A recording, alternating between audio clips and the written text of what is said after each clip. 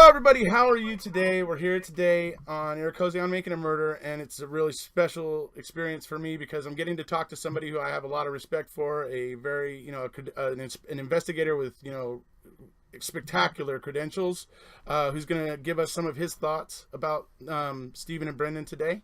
But before we get into that, I wanted to give everybody here a little bit of a background of him and some of the things that he's done and what he does continue to do even to this day.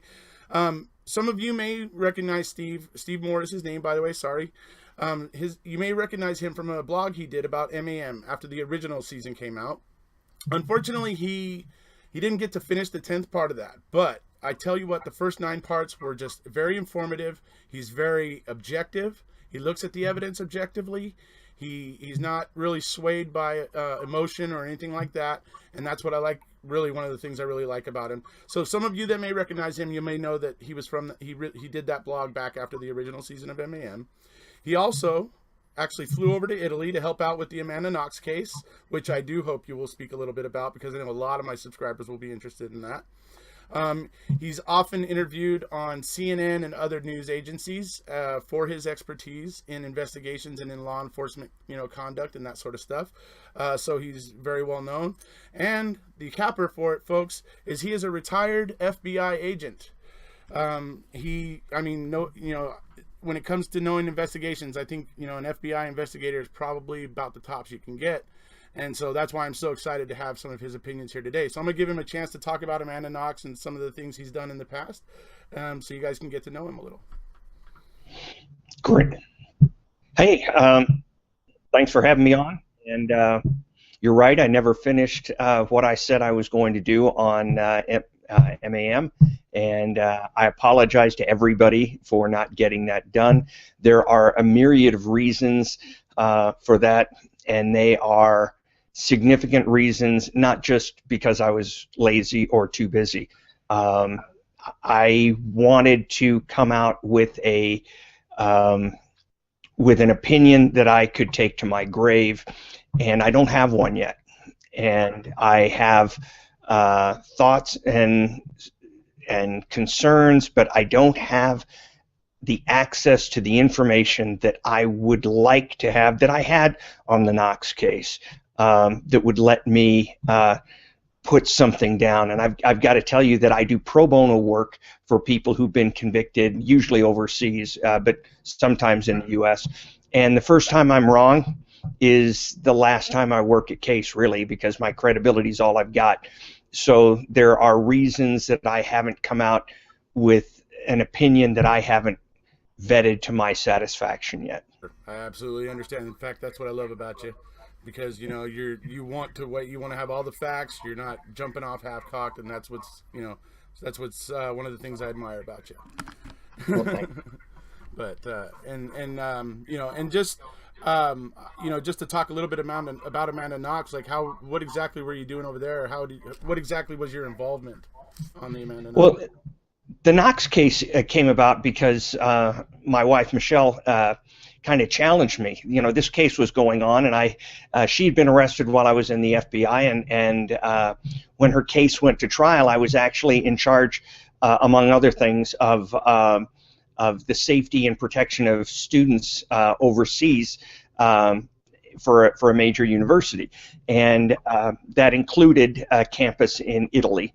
And so obviously I watched that case pretty closely, and my opinion at the time, based on everything I had seen, was that she was guilty, which was a lesson to me, not to take half the evidence or just hear what one media says or the other side of the media says and take their opinion. So I got involved in the case, got involved in looking at it for Michelle, and took months, and came to the conclusion that not only was she not guilty, she couldn't have done the crime, and it couldn't have been an accident that she was wrongly convicted. And so through some involvement, some people heard that I had that opinion. I don't know how they heard that except for Michelle telling them.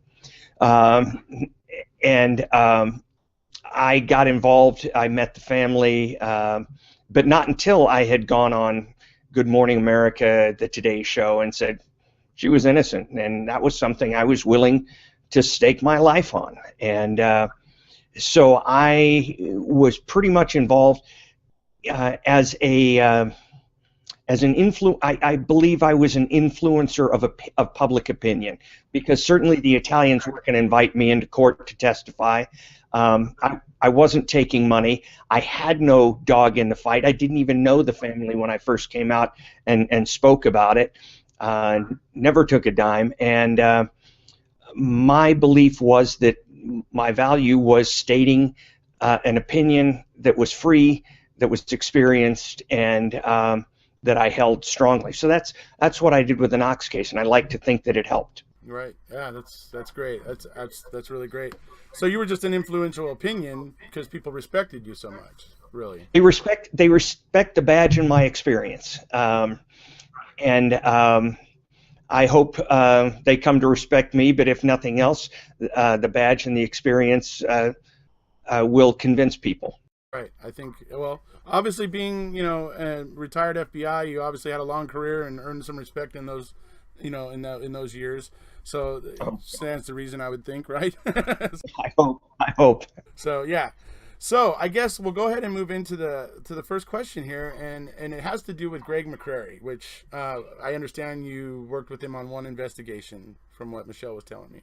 Yeah, at least one. He may have been involved in some other cases. Greg's an ex-agent also, and I have a lot of respect for his work. I've never sat across from him because our work is done through the internet, through phone calls, things like that.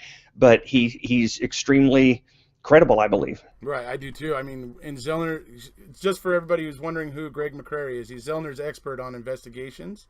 And he was really big on pounding two things in his affidavit, or his affidavit that he gave. The first one was, and I was hoping you might expand on it a little bit, is he talked about the importance of victimology and getting to know every possible thing about the victim. When you think you got enough, keep digging because you need more kind of attitude about victimology, and why that's important. And I was hoping you would expand on that whole idea. And then secondly, leading into what the pitfalls are of going too quickly from an evidence-based investigation to a suspect-based investigation. Well, before you go to a suspect-based investigation, you better damn well have enough to take it to court, because once you stop going on evidence-based investigation, you better have it right, because you're no longer investigating, really. You're just proving. And so that's very dangerous. I'm a pilot also, and one of the things you do is you fly these instrument approaches, and you go all the way down until the very minimum, and you look up, and if you do it right and the clouds are high enough, you see the runway, and you go from instruments to visual, looking on the ground. If you go to instrument to visual and there's no runway there yet, you're going to crash the airplane. And so I consider evidence the instruments of an airplane. They don't lie to you. You follow them, and if you get down to the end of the approach and there's nothing there, we have to climb out and look again. And jumping to visual too soon will kill you. And jumping from evidence to a suspect too soon in an investigation will kill the investigation. Certainly. Yeah, that's a good analogy, actually. You're flying blind without the evidence, essentially. I like that. That's good. That's what it really is. Right on. And then victimology, how important that is to make sure you're finding out everything about the victim. The reason why it was important here is because one thing that didn't seem to come out about Teresa during the trial and stuff is that she was being harassed by somebody by phone. Her right. mentor, Tom Pierce, was talking about the fact that she had somebody calling her and harassing her, and we don't know who that is. The state, Kratz, no investigator ever bothered to take one step down that road. Right. Take one step down that road. How's that possible? But that's what came out in Greg McCrary's victimology about that should have been addressed and certain other. Of course it should have. Greg's absolutely right there. And victimology doesn't necessarily mean that you have to know everything about the victim themselves, because usually they're innocent targets of somebody. But you have to know what was going on in their life. You have to know everything that could have possibly made them victims, or indications that they were being targeted by anybody. And whether or not I come to a conclusion that Stephen is or is not guilty of this case, or did or did not do it, I can't in any way, shape, or form support the investigation or the manner of prosecution. And this case was probably one of the most poorly investigated cases I've had the misfortune to look at. That doesn't mean, in and of itself, absent this situation, it doesn't mean that a very poor investigation can't get the right person. But if it is, it's more luck than anything. Right, right, luck. Yeah, certainly. Okay, yeah. So that was one thing I wanted to ask about McCrary. So the next thing I wanted to ask you about was Brennan's interrogation. I wanted to hear some of your thoughts about what investigators potentially did right, if anything, or much, and what They got his name right. Frequently, they got his name right. They called him Brendan. right. Okay. So you got to give them credit for that. They did some research. Say about their tactics and some of the things they did in there. Yeah. Listen, what they did to Brendan was there's two things you can do when you meet with a potential suspect. You can interview them, and interviewing is a search for information, or you can interrogate them, which is a search for a confession. And they're usually mutually exclusive, because when you're trying to get a confession from somebody, the only information you're interested in getting from them is the stuff that you already decided that they need to tell you. So it's no longer an interview. In no way, shape, or form was anything that ever went on with Brendan, that I've seen at least, an interview. It was an interrogation. It was trying to get him to confess to something. And one of the things that you look for is culpable knowledge, things that can be verified. And I had a guy come into a school, machine gun some 5-year-old kids, and the next day we got him and he confessed to me. It took 8-9 hours. Do you know when I started corroborating his evidence? The first hour of the investigation. He said, I cut off the barrel of the machine gun so it would fit under my coat. I said, just a minute. I walked outside, got on the phone to the agents in Seattle, said, there's supposedly a barrel of a gun in a drum in his dad's workshop in Olympia, Washington. Go find it. And then I went back in. And so a confession without a corroboration is a nice story. And not only did they never really try to corroborate his Brendan's relating of facts, they kind of avoided it, and when they did try to corroborate it, it was like some elementary school kid was trying to corroborate it. They said, well, he did it, he must have done it, he said it. There was never any corroboration, and when he said things, they were ridiculous. Right.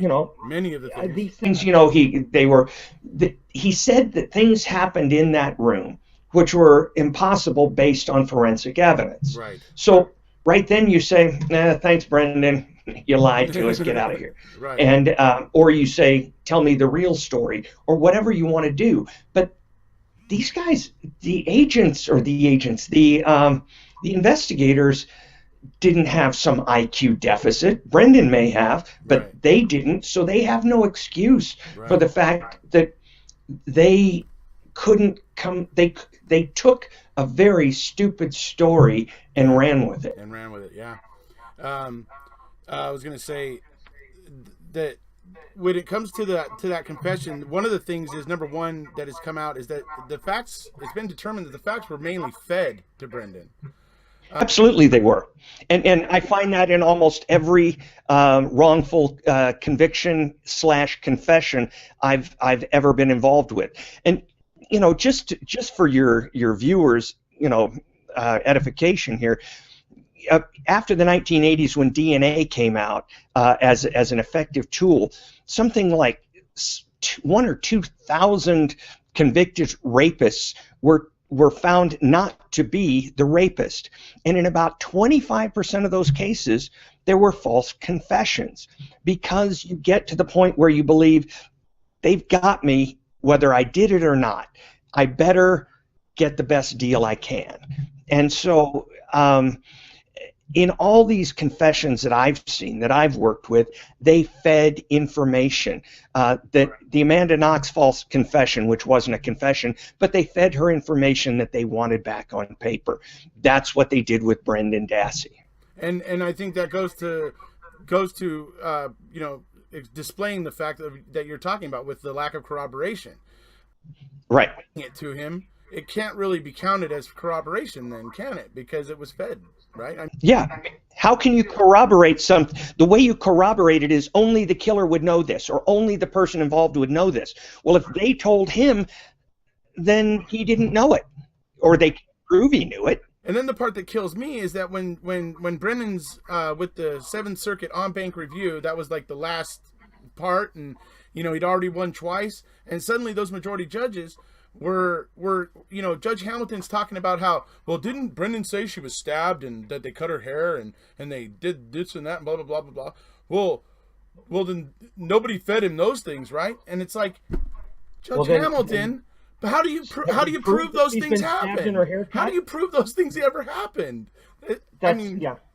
And let me just tell you this. Everybody says, oh, the police are horrible in this, and they are. But why do you think that they thought they could get away with this? Because they could. And they could get away with it because the district attorney, Ken Kratz's office, they would let them get away with it. And how did Kratz and his group think that they could get away with the crap that they pulled? Well, the judges would let them get away with it. In the FBI, if I were to bring some kind of crap case to the United States attorney, they would have laughed me out of the office, or worse. There would have been a call back to my supervisor before I got back, and he'd punch me when I walked in. And the reason they didn't do that, besides having some honor, I hope, is that the federal judiciary won't let you get away with it. They will not only throw your case out, but they will sanction you. They will do nasty things to you if you bring them crap. And while I disagree with the Supreme Court not granting cert on this case, you have to understand that all they're doing is saying that they're not granting cert because they didn't see that the previous court made any errors in their judgment. So I think I understand where they came from. But the problem remains that the judges in that area of the country are allowing this kind of crap to happen. And when the judges allow it, the district attorney decides he can do it, and then the police, they've got free rein. That's why I'm so proud of Judge Wood and Judge Robner and Judge Williams for their, well, particularly Wood and Robner, for their scathing dissents to the majority over there. I don't know if you know about this, but there's something about the interrogation of Brendan that really bothers me. I'm going to show you guys something right now. This is a shirt that my friend Paul Capaldi had made up, and it refers to the control question, which was made that Tom Fassbender asks Brendan during the interrogation. And I wanted to kind of talk about this real quick with you, in that is it common for investigators to misunderstand the English language completely? Because when they besides me, no, I do, but most investigators don't. But what he does is he asks Brendan about a fake fact. He makes it up. It's a completely fake fact. He says that Teresa had a tattoo on her stomach that she didn't have, and he asks Brendan about it. He goes, "Do you remember that?" And Brendan goes, I don't. And I think Tom Fassbender must have not been good with the wishy-washiness of that answer. And So what he did was he went a step further, and he said, Brendan, do you disagree with me? Because if he'd have stopped there, the control question would have been a success, because he would have made up a fact. Brendan would have denied seeing it. It would have been a success. Control question success. But he goes one further and says, Brendan, do you disagree with me? At this point, it puts on display all of the mental conditioning that they'd been, subjecting him to the entire time. And as soon as he said, do you disagree with me? You can see Brendan is immediately like, uh-oh, they're going to start telling me to be honest. They're going to start whatever, like they've been doing. And so he immediately goes, no, basically saying, no, I don't disagree with you, which basically means I agree with you that she had a tattoo that she didn't have. Right? And so the Seventh Circuit Court, the state of Wisconsin, and Tom Fassbender, anytime somebody puts a mic or a camera in front of his face, will tell everybody how the control question proves that Brendan was resisting, when it proves exactly the opposite. It proves exactly how easily he buckled when he was asked if he disagreed with Tom Fassbender. And the Seventh Circuit majority used it the same way in their decision to reinforce their decision that it was Brendan resisting. And it's driving me insane that like the English professors of the world aren't like jumping out going, what are you guys talking about here? Because it's ridiculous that it's getting interpreted that way. It's just a joke. Yeah, it's ridiculous because they're making him say what they want to say. And the other thing is, when you say, Brendan, do you disagree with me? That's almost a threat. It's like your father coming in and saying, oh, do we have a disagreement here? Right. No, sir. I mean, it's Right. just foolishness. He would go any direction they wanted him to go. Right. So that'll bring me to my final question. And this one also has to do with Fassbender in regards to Brendan. Recently, or well, maybe not so recently, about a year ago, they did a Dateline called "Return to Manitowoc," and it was about The what? I'm sorry. it was they did a Dateline, the crime show on I think NBC or. Oh yeah, I've been on it. And it was called and it was called Return to Manitowoc, basically. So it was about the Stephen Avery, Brendan Dassey cases. And during that show, Tom Fassbender says at one point when he's being interviewed, he says, they're asking him about Brendan. He goes, I don't assess IQs. Now, this statement to me just sets me off in a couple of different ways. Number one, if you're an investigator, aren't you the type of person that needs to be able to size people up pretty quick, because you're walking onto a scene and you're trying to, figure out what's going on, and you want to see if there's any shady or suspicious characters? I mean, don't you have to have that ability? And then beyond that, wait a second, Tom, didn't you spend an entire weekend with Brendan? More than just one day? I mean, you spent the entire weekend with him. Are you that woefully inept at your job that you didn't see the clear signs that this kid wasn't, on the same level as maybe the rest of his 16-year-old counterparts? And that I don't assess IQs thing just sets me off, kind of.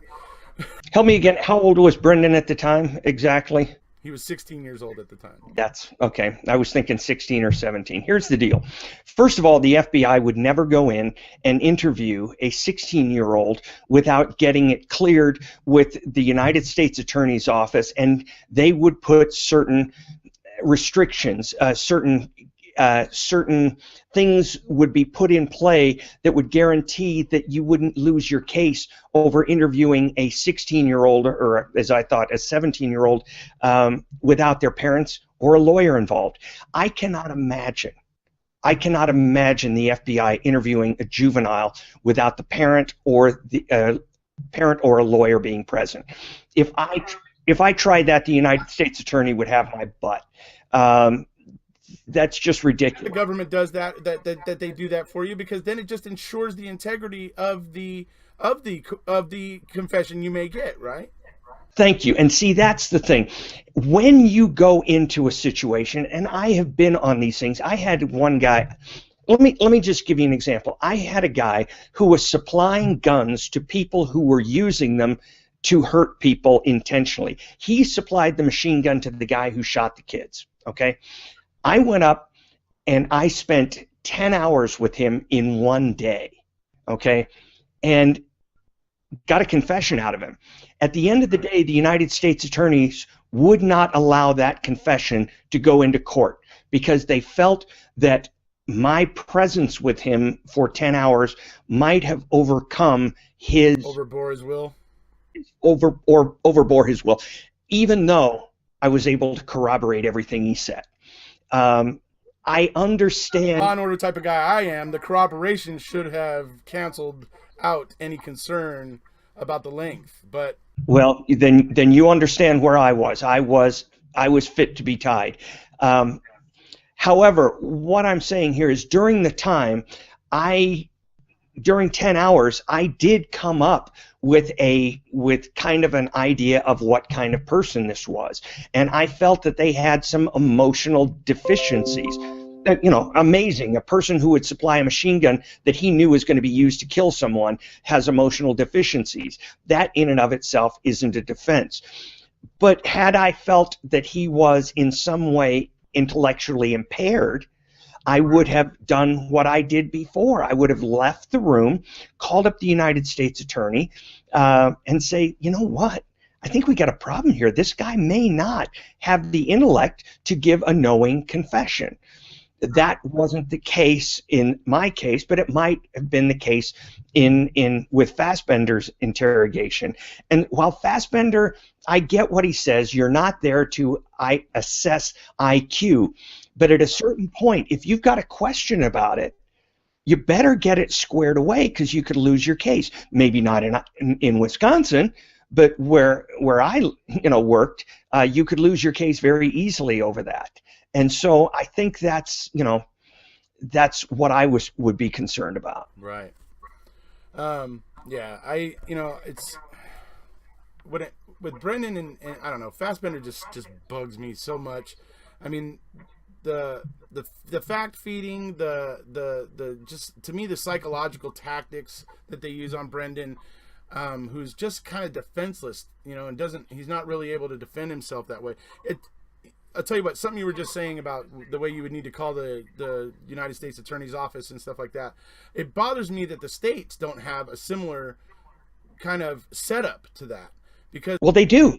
He would have picked up the phone and called Kratz. What do you think Kratz would have told him? That would have been like his. So what it comes down to then is the DA's offices in the states just aren't as diligent about that as the U.S. District Attorney's Office. I don't want to say in every state or in every locality, but I can tell you pretty carefully that pretty truthfully that in this particular region of this particular state, there were no grown-ups. It was run by the kids, and that's the issue.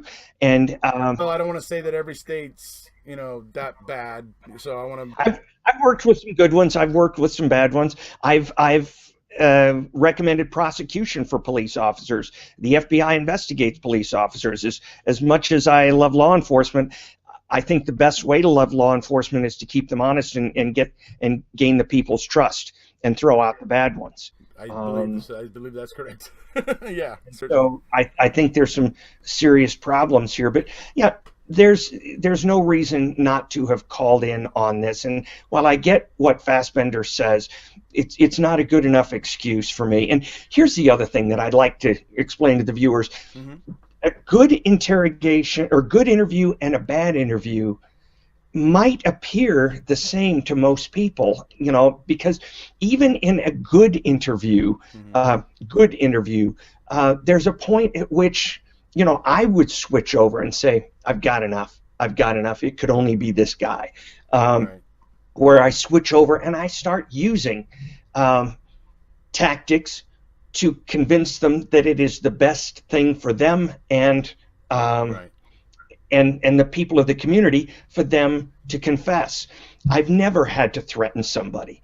But I have put pressure on people and gotten confessions that were corroborated. Right. But and that, by the way, when you get a corroborated confession and somebody goes away for a long time, when you come home that day and you just realize that the person you were talking across the table from for days mm-hmm. is going to lose everything, it helps you sleep at night, because you wake up in the middle of the night saying, you're sure now, you did it right.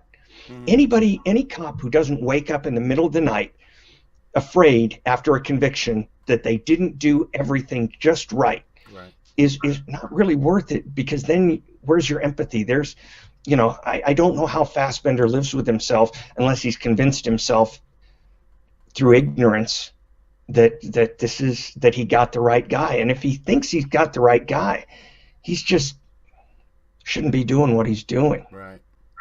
Mm-hmm. Yeah, I think that's true. I think I agree with you. I mean, I don't know. Tom Fassbender kind of bugs me more than Ken Kratz bugs me. Well, maybe they're on the same level, but I see when he talks about Brendan the way he does, he seems to have no remorse. It just bothers me. And I see Right. him as being the responsible party more than I do Wiegert. Right. So. But so it's been a pleasure talking to you today.